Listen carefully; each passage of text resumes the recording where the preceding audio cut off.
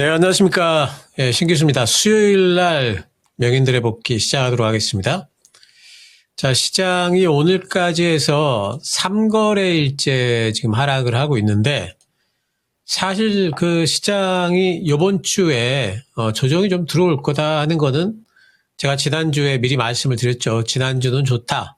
하지만 이번 주는 고용지표라든지 여러 가지 경제지표 발표 때문에 경계감이 있을 거다라고 말씀을 드렸는데, 거기에 플러스 해가지고 중동에 여러 사건 터지면서 생각보다 많이 조정을 지금 들어오고 있습니다. 오늘 보면은 코스피가 1.22% 빠졌고요.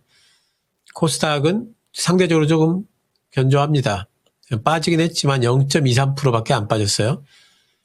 이러면서 코스닥이 오늘은 좀 선방을 했다 보이는데, 코스피는 이제 481선, 480선까지 내려왔네요. 요 근래 보면 코스피가 480선 살짝 깬 다음에 반등 나오고, 살짝 깬 다음에 반등 나오고 이러고 있죠. 코스피가 요번에도 뭐 살짝 깰 수도 있고, 아니면 바로 반등 나올 수도 있고, 근데 요 부근에서 뭐 지지는 되지 않을까, 예상은 좀 하고 있고요. 코스닥 같은 경우에는 오늘 양봉으로 마감이 됐어요. 5일선까지 한번 트라이가 나왔다가 5일선에서 저항받고 살짝 윗골이 달긴 했지만, 코스닥은 어쨌든 코스피보다는 강한 형태입니다. 지금 코스닥은 이 선, 요 지붕을 지난번에 제가 이제 혹시 이제 기억나시는지 모르겠지만, 요 지붕을 넘어섰기 때문에 코스닥이 더 강하다. 10월달은 이렇게 말씀드렸죠. 코스피는 아직까지 이 지붕을 여기를 못 넘고 있다 말씀드렸는데, 코스피가 고기를 넘어서다가 다시 또 아래쪽으로 내려오는 형태입니다. 그래서 코스피는 우리 휴일이 아니었다 할지라도 이번 주는 좀 옆으로 횡보하면서 쉴만한 구간이에요. 이제 관건은 이제 아무래도 이제 미국 시장인데, 지금 중동의 지정학적 리스크는 계속해가지고, 부각이 되고 있고, 뉴스에서 보니까, 이스라엘 쪽에서도 뭐 보복할 것 같은 그런 멘트를 계속하고 있고, 아까 그 나스닥 선물이 뭐 왔다 갔다 하는데, 많이 빠지면은 마이너스 0.3% 이하로도 빠지더라고요. 지금은 또 이제 낙폭을 좀 줄였습니다. 마이너스 0.07% 지금 빠지고 있는데, 이스라엘 쪽에서는 지금 강경한 목소리들이 연일 나오는 것 같아요. 이번에 이란이 공격한 게 오히려 기회다. 그러니까 이란의 핵시설을 지금 타격해가지고 완전히 그 시설을 부숴버려야 된다라는 목소리까지도 지금 나온다는 뉴스가 뭐 우리 장중에 나왔고요. 그래서 그런 얘기를 한다는 뉴스가 나오니까 또 나스닥 선물이 내려가더라고요. 예, 그러면서 이제 이 부분이 이제 좀 부각이 좀 되고 있습니다.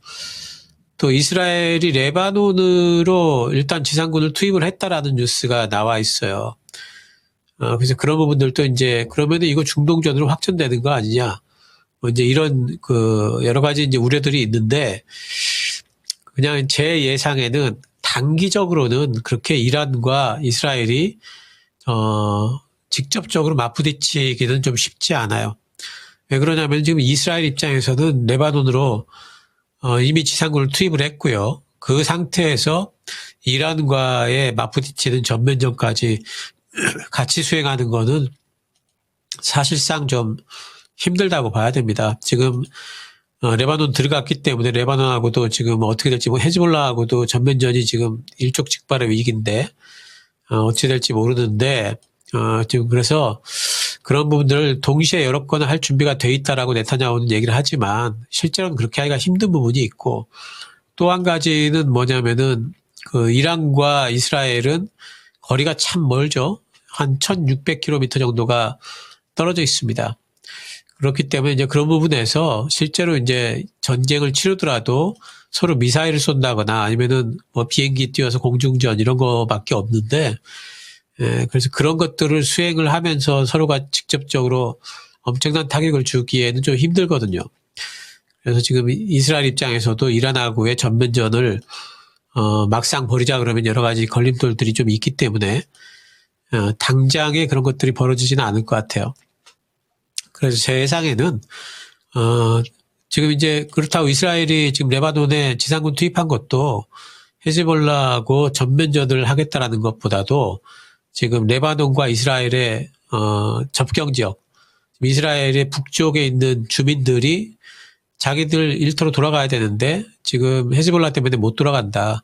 그러니까 아예 헤즈볼라 쪽으로 레바논 쪽으로 진입을 해서 자기네들 북쪽 국경 지역을 안정화시키겠다라는 이제 그런 의도이기 때문에 이것도 전면적으로 치닫을 가능성은 현재로서는 좀 적다. 또 전투가 있다 할지라도 전쟁으로까지 번지겠는가 하는 부분에 대해서는 저도 이제 조금 거기까지는 안 갈 거다라고 보고 있습니다. 어찌됐든 이란과는 그 전면전으로 단기간 내에 접어들 여지는 크지 않다라고 보기 때문에 요번 주 정도로 아마 이런 부분들은 소화가 되면서 증시에서는 좀 이제 또다시 다른 이슈로 넘어가는 것 같은 느낌이 좀 들고요. 오늘 우리 시장 빠진 것, 또 어제 미국 시장 빠진 것 중에 이제 또 큰 부분을 차지했던 게 뭐냐면은 파월이 이제 B컷을 배제하는 발언을 했습니다. 어제 파월이 뭐라고 했느냐면은 큰 폭의 금리 인하는 없다 이렇게 말했습니다. 데이터를 보면서 할 것이다. 그러니까 B컷은 거의 없다라고 이제 봐야 될 것 같고요. 요번에 B컷 했다고 해서 또 이제 파월 입장에서도 그래요. 11월 달에 또 B컷 해버리면은 이거는 이제 두 번의 연달은 그 B컷이라면은 이거는 경기 침체에 대한 부분들을 연준이 인정을 한다 이렇게 또 시장이 읽을 수도 있거든요. 그래서 아마 이제 그렇게 하지는 못할 거고요. 11월 달에 0.25 정도 그리고 12월 달에 0.25 정도가 제일 제 생각에는 가능성 있는 부분이 아닌가 이렇게 보고 있습니다. 요번 주는 어쨌든 이제 이런 여러 가지 이슈들 때문에 시장이 뭐 그 조정을 좀 받겠지만은 저는 요번 주에 이제 빅매치는 이제 금요일 날이죠. 금요일 날 있는 민간 고용, 비농업 고용 부분의 고용 지표가 잘 나올 걸로 봅니다. 어제 이제 그 구인구직 보고서도 보면은 구인이 더 많아졌죠. 그리고 오늘 밤에는 이제 민간 고용 나오는데 저는 이것도 긍정적으로 나올 걸로 보고 있어요. 민간 고용이 긍정적으로 나오기만 해도 아마 오늘 밤부터 어찌 보면은 미국 증시는 또 반등이 나올 수 있고요. 금요일 날 또 이제 비농업 부분 잘 나오게 되면은 다음 주부터는 또다시 미국 증시는 반등을 또 이어갈 걸로 보고 있고 우리 증시도 거기에 편성을 해서 또다시 어느 정도의 반등이 또 나와줄 걸로 저는 긍정적으로 그래서 10월 달 다음 주부터의 증시 전망은 저는 이제 긍정적으로 좀 보고 있고 금리 인하 기대가 뭐 이제 파월이 B컷을 배제했다고 해서 꺾이는 게 아니죠. 11월, 12월 달 여전히 하겠다라고만 생각이 돼도 금리 인하 기대는 여전하다 이렇게 봅니다. 다음 주부터는 악재에 대한 민감도가 상당히 좀 둔화되지 않을까. 이번 주는 악재에 대한 민감도가 상당히 커졌습니다. 그래서 이제 그런 부분들 때문에 시장이 뭐 많이 좀 하락을 하지만 다음 주부터는 오히려 이제 호재 민감도가 커지는 쪽으로 시장이 진행되지 않을까 예상을 좀 하고 있습니다. 이번 주는 뭐 다른 주도 섹터들이 안 움직이니까 결국 이제 테마 섹터들만 움직이죠.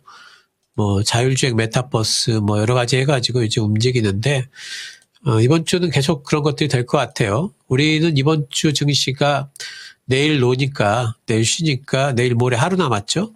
내일 모레도 아마 이제 그런 테마 장세가 아마 될 텐데 다음 주부터는 이제 또다시 이제 주도 섹터들이 귀환을 하면서 주도 섹터라고 그러면은 이제 반바지죠. 반도체, 바이오, 2차 전지 이쪽이 움직여야 됩니다. 그러면서 지수 반등이 나오고 그럴 걸로 기대를 충분히 하고 있기 때문에 이번 주에 이렇게 이제 소강 상태 그리고 생각지 못했던 중동의 지정학적 리스크의 부각 이런 것들은 단기적으로 소화될 거다 보고 있습니다. 너무 큰 걱정 안 하셔도 될 거로 보고 있고요. 다음 주부터의 반등을 오히려 준비를 하자. 그리고 기대를 해볼 수 있다. 이렇게 말씀 좀 드릴 수가 있을 것 같아요. 오늘 뭐 특징적인 섹터들은 오늘 보면은 뭐 방산주들이 움직였죠, 당연히.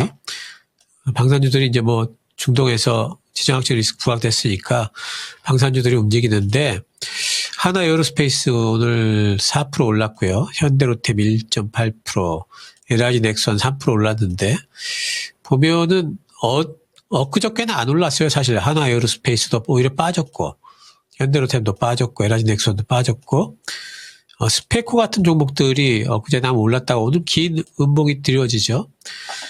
그러니까 스페코 같은 이런 테마성 종목들이 월요일날 움직였다는 뜻은 월요일날에는 중동전에 대한 어떤 리스크를 그렇게 크게 보지 않았다는 뜻이에요. 근데 오늘 하나에어로스페이스나 현대로템이 올라가고 오히려 스페코가 빠졌다는 뜻은 이 중동전에 대한 리스크를 시장이 좀 진지하게 받아들인다 이렇게 봐야 됩니다. 그래서 이런 것들 때문에 이제 그 방산주들이 좀 반등이 나오긴 했는데, 하지만 이제 뭐 중동전 리스크 같은 경우는 제가 말씀드렸듯이 이번 주면 소화가 될 것 같고요. 그러면서 이 스페코나 뭐 빅텍 이런 쪽들은 전반적으로 좀 가라앉을 것 같고, 오히려 이런 하나 에어로스페이스나 현대로템 같은 방산주들은 꼭 그게 아니라 할지라도, 실적에 대한 어떤 전망들 또 앞으로의 지속적인 추가 계약에 대한 기대감들이 남아있기 때문에 방산주들은 계속해가지고 흐름이 좀 좋지 않을까. 물론 이제 많이 올라왔기 때문에 이렇게까지 급등하는 것들은 못 나온다 할지라도 빠지면은 잡아두면 또 반등이 나오는 형태가 지속적으로 될 걸로 보고 있습니다. 방산주들은 뭐 현대로템, 하나에어로스페이스, LG 넥스원 이 정도 보시면은 제일 무난하지 않을까 보고 있고요. 또 오늘 움직였던 종목들 중에 이제 자율주행 관련 차들 있죠. 테슬라가 10월 10일 날 다음 주입니다. 다음 주에 이제 뭐 로보택시 발표가 있지 않습니까? 그래서 제가 자율주행 관련해서는 지난주에도 말씀드렸죠. 지난주에도 자율주행 차들 이쪽 섹터 움직일 테니까 봐라 그랬던 섹터가 이 자율주행 섹터입니다. 그때 말씀드렸던 종목들 라이콤과 슈어소프트 이 두 종목이었는데 두 종목 다 라이콤이 이제 또 대장을 라이콤은 원래 이제 전통적인 그 자율주행 쪽의 대장이었죠. 슈어소프트가 또 지난주에 된 시세가 그 전에 조금 더 좋았는데 라이콤이 올라옵니다. 스마트레이더 같은 종목들도 뭐 올라오고 있고요. 그래서 10월 10일 날 발표이기 때문에 아마도 모멘텀은 다음 주 한 월화 정도 10월 10일이면은 다음 주 목요일이거든요. 그래서 다음 주 한 월화 정도까지는 이쪽 자율주행 쪽이 또 움직일 수도 있을 것 같아요. 근데 이제 중기적으로 본다면은요, 자율주행과 로봇, 이런 쪽들이, 중기적으로는 이제 앞으로 새로운 어떤 시대를 맞이하는 시기가 앞으로 올 거예요. 왜 그러냐면은 지금 AI는, 다 소프트웨어적으로만 사람들한테 서비스가 되고 있죠. 그래서 뭐 챗봇이라든가 아니면 뭐 업무 효율화 이런 쪽으로 되고 있는데 이제 AI가 실제적으로 어떤 사물에 연동되어 가지고 사물을 움직이는 형태. 그러니까 저는 이제 AI가 몸을 갖게 되는 시대 이렇게 표현을 하는데요. 그 시대가 이제 곧 오겠죠. 그 중에서 제일 빨리 올 쪽이 자율주행 쪽일 것 같아요. AI가 이제 자율주행 쪽에 당연히 접목이 될 거고, 그렇게 되면은 자율주행이 지금은 뭐 이게 위험하다, 아니다, 뭐 테슬라의 FSD가 진짜 된다, 안 된다, 뭐 말이 많지만, 어떤 순간에 갑자기 또 자율주행 쪽이 AI가 갑자기 우리한테 왔듯이 또 부각되는 시기는 온다고 보기 때문에 이번에는 뭐 테마성으로 움직이지만 계속해서 지속적으로 좀 관심을 가져야 되고 마찬가지로 로봇도 마찬가지죠. 로봇에도 분명히 두뇌에 AI가 또 접목이 될 거고요. 그렇게 되면은 어떤 순간에 갑작스럽게 로봇 청소기가 우리 그 지금 가정에 많이 침투를 했듯이 서비스 로봇이라든가 여러 가지 다른 형태의 로봇들이 갑자기 침투가 되는 그런 시기가 또 올 걸로 봅니다. 그래서 이 두 섹터는 그래서 앞으로 계속해가지고 때 되면은 한 번씩 또 테마 바람이 불 섹터이기 때문에 관심을 좀 지속적으로 좀 가질 수 있는 섹터가 될 것 같고요. 메타버스 쪽도 오늘 또 움직였습니다. 근데 이제 메타버스 쪽에는 종목들이 다 움직인 건 아닌 것 같아요. 메타버스가 요번에 움직인 종목들 보면 딱 세 종목이에요. 넥스트하고 자이언트 스텝하고 MPO 세 종목이 움직였는데 메타에서 오라이언을 공개했습니다. 근데 25일 날 공개를 했어요. 근데 보통 이제 테마주들의 특성이라는 것은 공개 전에 올랐다가 막상 공개하면 빠지는 건데 이쪽은 지금 거꾸로 됐죠. 공개한 이후에 넥스트가 상한가한 게 지금 27일 날이니까 하루 이틀 후에 상한가를 갔습니다. 그러니까 이건 뭐냐면은 그때 이제 안 움직이려고 하다가 시장이 갑자기 이제 하락을 하기 시작하니까 뭐라도 이제 테마가 잡아야 되겠다 싶어서 만들어진 테마예요. 그래서 사실 모멘텀은 그렇게 세지 않습니다. 그래서 이제는 뭐 이쪽 메타버스 쪽에 가지고 계신 분들은 오히려 지금 매도를 좀 생각을 하셔야 돼요. 넥스트가 대장주인데 넥스트가 가라앉기 시작하면은 뭐 다른 종목들은 다들 이제 가라앉을 거기 때문에 물론 이제 이런 테마들은 가라앉을 때도 한 번에 가라앉지 않고요. 뭐 계속 등락을 거듭하기 때문에 잘하시는 분들이야 뭐 들어가가지고 단기 매매 정도는 할 수 있겠지만 추세적으로 끌고 갈 수 있는 부분은 아니라는 거 분명히 좀 아셔야 되겠고 오히려 지금은 올라갈 때마다 비중을 좀 축소를 하셔야 될 것 같습니다. 이제 모멘텀은 또 다른 추가 모멘텀이 있어야 되겠죠. 근데 이제 그런 어떤 이벤트는 현재로서는 없기 때문에 이제는 매도가 가까웠다 보셔야 될 것 같습니다. 오늘 또 이제 웹툰주들 몇 종목이 올랐습니다. 대표적으로 이제 스튜디오 미르 이 종목이 올랐고 또 뭐 핑거 스토리도 올랐고 미스터 블루도 살짝 올랐습니다. 스튜디오 미르 같은 경우에는 일본의 이제 스튜디오하고 같이 이제 업무를 해가지고 네이버 웹툰에 이제 고수라는 굉장히 인기 있는 웹툰인가 봐요. 그걸 가지고 애니메이션화 하겠다. 이런 이제 발표를 하면서 이제 오르고 있는데 너무 많이 올랐죠.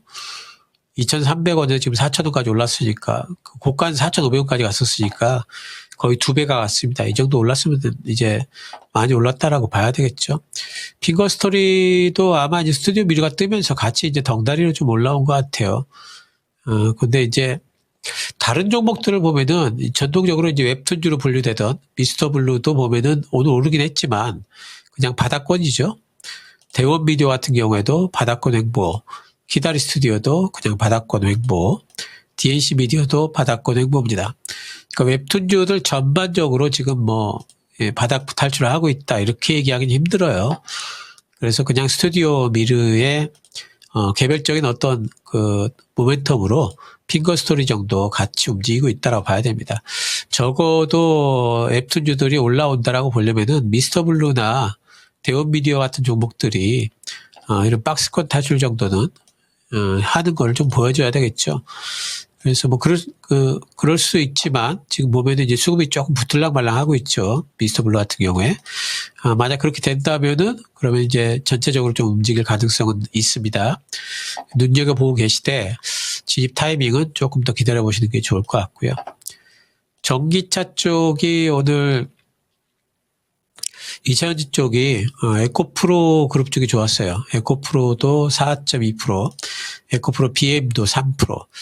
에코프로나 에코프로 BM은 지금 121선을 지금 넘기 위한 작업 중으로 보이죠? 여기가 뛰어넘어가면은 이제 조금 더 탄력이 붙을 것 같습니다. 에코프로도 이렇고요. 에코프로 BM도 121선을 넘기 위한 어떤 이제 흰모으기 과정으로 좀 보이고요. 요즘에 흐름이 좋았던 게 이제 에코프로 머티인데 에코프로 머티 같은 경우에 지금 여기가 전고점이죠. 팔아야 될까 말아야 될까 상당히 좀 고민이 많죠. 근데 전기차 쪽은 제가 뭐라고 말씀드렸냐면은 수급을 중심으로 봐야 된다 그랬죠. 수급이 붙어 있어요. 제일 잘 가는 종목 아닙니까? 전기차 중에서. 2차전지 중에서 제일 잘 가는 종목이 빠질 거라고 생각하는 것은 그건 어떤 의미랑 똑같냐면은 2차전지 섹터 전체가 이제는 다 빠질 거라고 생각하는 거랑 똑같은 거예요. 그러니까 2차전지 섹터가 지금 반등이 전체적으로 나온다면은 이 종목들은 더 간다라고 봐야 돼요. 그래서 이렇게 잘 가고 있는 종목들을 굳이 매도할 이유는 없어요. 그러면 뭐 사도 되냐? 사는 건 좀 그렇죠. 이렇게 지금 저항대 걸려 있고 많이 올라왔기 때문에 신규 매수는 조금 부담스럽죠. 하지만 가지고 계신 분들이 굳이 빨리 팔 필요는 없다. 빨리 매도할 필요는 없다 보이고요. 또 에코프로 HN도 지금 많이 올라옵니다. 이 종목은 뭐 밸류업 쪽으로 걸쳐 있으니까 이번에 편입이 됐기 때문에 수급이 좀 붙는 것 같아요. 이 종목도 마찬가지 관점이에요. 지금 뭐 전기차 쪽이 또다시 이제 폭락한다든가 그런 일이 생기면은 다 같이 폭락하기 때문에 그때 뭐 매도를 해야 되겠지만 굳이 뭐 지금 전기차 쪽에 에코프로가 지금 다 같이 올라오는데 그룹주들이 제일 잘 가는 종목을 굳이 팔 필요는 없다. 이렇게 말씀 좀 드려요. 단지 신규 매수는 좀 부담스럽다. 이외에도 뭐 대주전자재료라든가 PNT라든가 또 에코앤드림 이 세 종목은 제가 이제 말씀드렸던 종목이죠. 한 두 달 전부터 말씀드렸던 종목인데 에코앤드림은 참 많이 갔죠. 얘도 또 이제 신규 매수는 좀 부담스러운 자리예요. 근데 대주전자재료 정도는 조금은 더 갈 수 있을 것 같고요. PNT도 뭐 지금 매수 가능한 구간이 아닐까 뭐 생각이 좀 되고요. 어쨌든 이렇게 이제 수급 대장주들 이런 종목들로 해서 2차전지 쪽에는 시장이 완전히 꺼지지 않는 한 또 반등이 또 나올 걸로 보니까 아직까지 관심권이다. 이렇게 보셔도 좋지 않을까 생각합니다. 자, 이제 다음 주부터의 시장 흐름 어떻게 될까를 이제 전망을 좀 해보면요. 다음 주는 일단 시장이 제 예상대로 고용지표가 잘 나와서 시장 반등이 나오게 된다면은 그렇다면은 뭐 이제 우리 시장 같은 경우에 우리 시장 같은 경우에 또 이제 반등이 나올 텐데 그렇게 되면은 첫 번째 다음 주부터의 반등이 나온다는 뜻은 전체적으로 글로벌적인 시각 그러면은 그거는 무슨 뜻이냐면은 금리 인하 기대가 높아지고 경기 침체에 대한 불안감이 낮아진다는 뜻이죠. 그러면은 결국에는 다음 주부터 올라간다면은 시장이 금리 인하 수혜주들이 올라가겠죠. 이건 뭡니까? 성장주죠. 성장주를 봐야 돼요. 다음 주부터는. 플러스 해가지고 또 뭘 봐야 되냐면은 다음 주부터 이제 다음 주에 삼성전자 실적 발표가 있습니다. 그러면 결국에는 실적 시즌에 진입하기 때문에 실적주도 봐야 됩니다. 이 두 가지를 다음 주부터는 한꺼번에 봐야 돼요. 10월 달에는 이 두 가지를 같이 좀 볼 필요가 있고요. 성장주의 대표적인 섹터라고 하면은 아무래도 2차 전지죠. 2차 전지가 올라가는 이유는 실적 좋아서 움직이는 것도 아니고요. 돈 풀리니까 움직인다 봐야 돼요. 금리 인하된다. 올라간다. 또 이제는 바닥이다라는 인식 때문에 올라간다. 말씀드렸죠. 2차 전지 봐야 되고 또 바이오 봐야 되죠. 그러니까 2차 전지나 바이오가 성장주 그러면 말이 성장주인데 금리 인하 수혜주는 왜 금리 인하 수혜주냐면은 지금 막 실적이 엄청 좋은 건 아니기 때문에 돈이 필요한 섹터 하지만 나중에는 좋아질 가능성이 굉장히 있는 섹터 이게 금리 인하 수혜 섹터예요.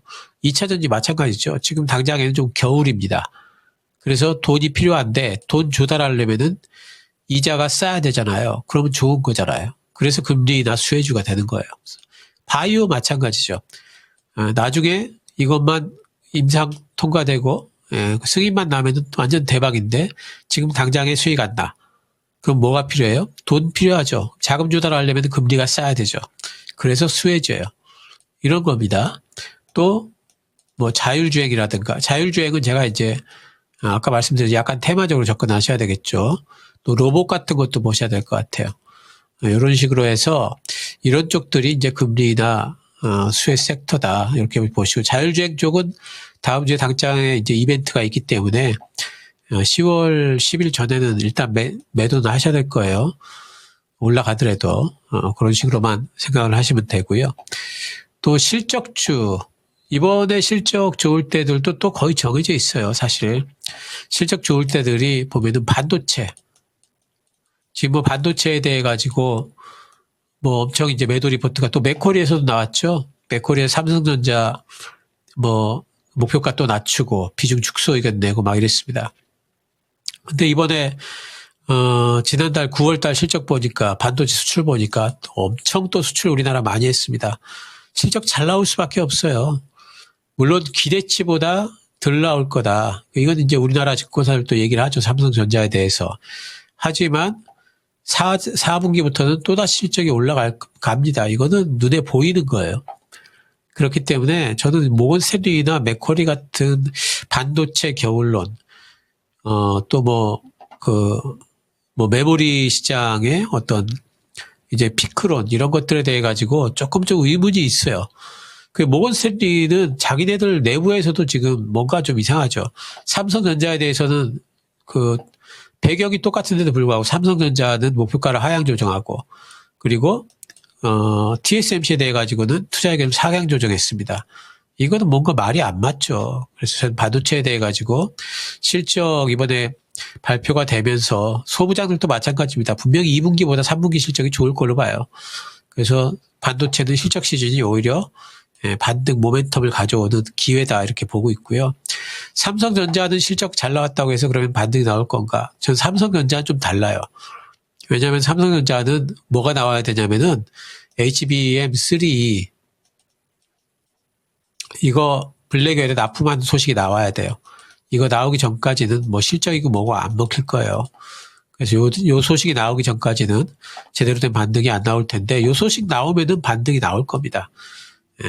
그래서 저는 이제 이번에는 어쨌든 반도체 소부장들에 대해서는 이번에 실적 발표가 상당히 좀 모멘텀이 될 수가 있을 거다라고 기대를 하고 있고요. 또 화장품 계속 잘 팔리고 있죠. 화장품 잘 팔리고 있습니다. 이번에 뭐 중국에서 경기 부양책하면서 화장품 대형주들이 좀 움직였지만, 화장품 쪽에 저는 그 미국 쪽에, 북미 쪽에 지금 활동하고 실리콘투라든가 CNC 인터내셔널 이런 종목들 있죠. 그런 종목들이 오히려 실적 시즌에서는 더 나을 걸로 봅니다. 아모레라든가 LG 생활건강이라든가 이런 쪽들은 3분기 실적이 안 좋을 걸로 지금 전망이 되기 때문에 오히려 북미 쪽에 관련된 화장품 관련주들 보셔야 될 것 같고요. 조선주들도 실적이 지금 계속 좋게 지금 나타나고 있어요. 조선주들. 근데 좀 빠졌죠. 조선주 잠깐 볼까요? 한국조선해양 조정받고 있고요. 삼성중공업 조정받고 있는데, 이거 왜 그러냐면은, 철강 때문에 그래요. 철강 쪽에 중국산 철강에 관세 부과 많이 하잖아요. 그러면 이제 후판 가격이 올라가기 때문에, 그러면 조선주들 이익이 깎일 거 아니냐. 근데, 이게 실제로 이제 리포트를 보니까 우리나라 조선 섹터에 큰 영향이 없을 걸로 지금 전망이 되고 있습니다. 그러니까 조선 섹터도 실적에 대한 이제 전망들이 부각이 되기 시작할 거고, 반등이 나올 걸로 보기 때문에 이런 쪽 좀 봐야 될 것 같아요. 반도체 화장품 조선 이런 쪽들이 실적이 좀 좋을 걸로 보고 있으니까 관심 가지시고요. 그리고 시장이 반등이 나오게 되면 늘 순환매입니다. 순환매 때는 제가 말씀드리는 강조분들 염두에 두십시오. 따라잡지 마시고 강한 종목 조정 구간에서 분할로 접근하시는 거 늘 잊지 마시기 바랍니다. 자, 이번 주는 너무 쉬어서 계속 징검다리 휴일이기 때문에 그 정도의 소강 상태다 보시고요. 다음 주를 한번 기대해 보도록 하죠. 자, 감사합니다. 신구이셨습니다.